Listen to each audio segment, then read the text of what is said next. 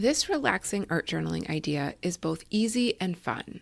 Here's how to make a page like it. To start, I got out all of my supplies. A book of mixed media paper, some tempera paint sticks, a roll of painter's tape and a roll of washi tape, and finally 2 black acrylic paint pens with different tips.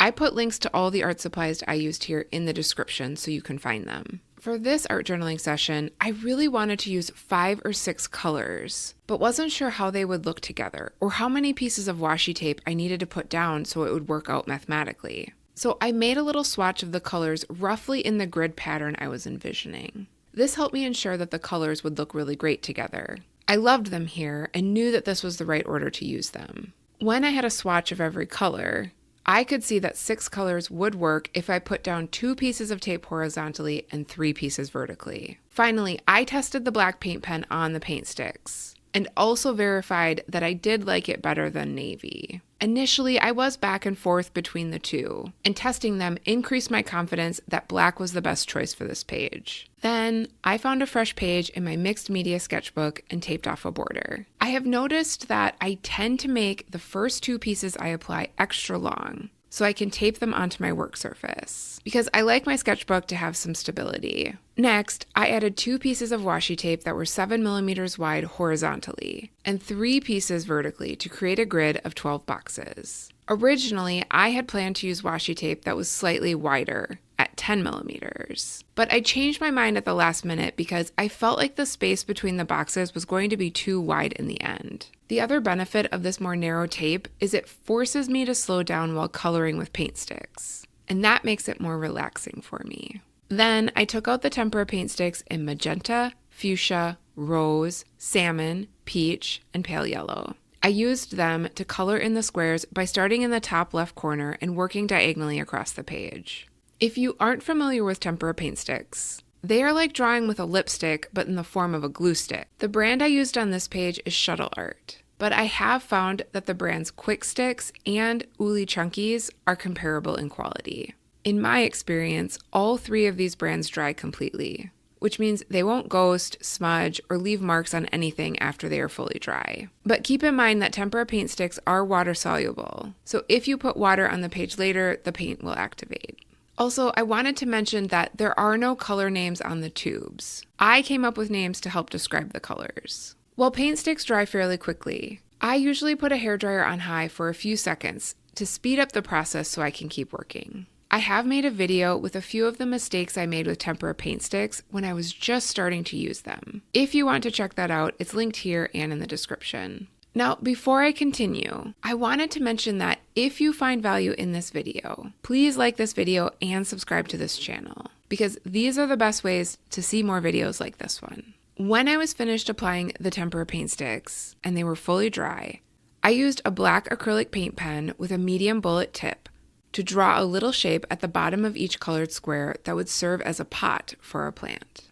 I enjoyed making different shapes in the squares, but you could make them all the same if you wanted to. Personally, I love the POSCA brand of acrylic paint pens because they are so smooth to work with. They come in a ton of colors, especially the ones with medium bullet tips, and they come in sets or as open stock. I have built most of my collection of close to 100 markers by watching for sets of 8 to go on sale. Alright, next, I used that same paint pen to add 2 to 3 stems on each pot.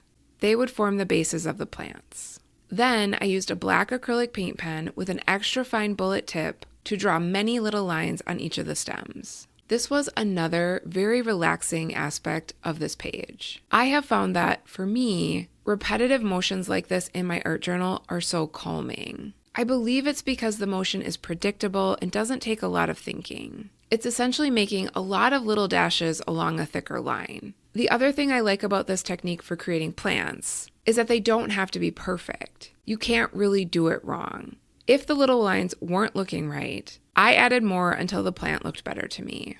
Next, I also wanted to mention how well this Canson XL mixed media paper has worked for me, especially with tempera paint sticks. For the past 6 to 8 months, I had been using a sketchbook with sketch paper in it, and it didn't hold up well to these paint sticks. After the paint sticks dried, it was usually wrinkled pretty badly. But I kept using sketch paper because it was affordable and I liked the spiral binding. However, the more art journaling I did, the more I wanted to honor that work with better quality paper. And I realized that you could get books with better paper that had spiral bindings. And so far, this mixed media paper has performed pretty well for everything except watercolor. I have started making notes for a video where I compare many of the most popular mixed media papers. If that's something you would be interested in, please let me know in the comments and I will keep working on it.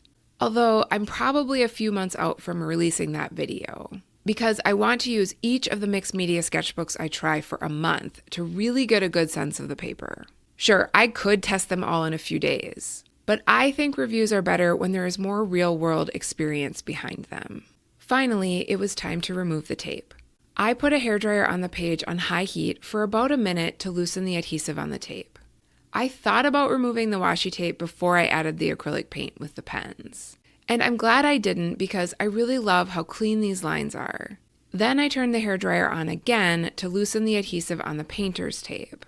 I like using painter's tape because it is pretty reliable at releasing from the paper cleanly, as long as I blast it with some heat from a hairdryer.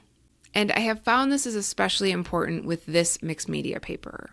When I was done, I was just thrilled with how it turned out, both the gradient of the colors and the little baby palms.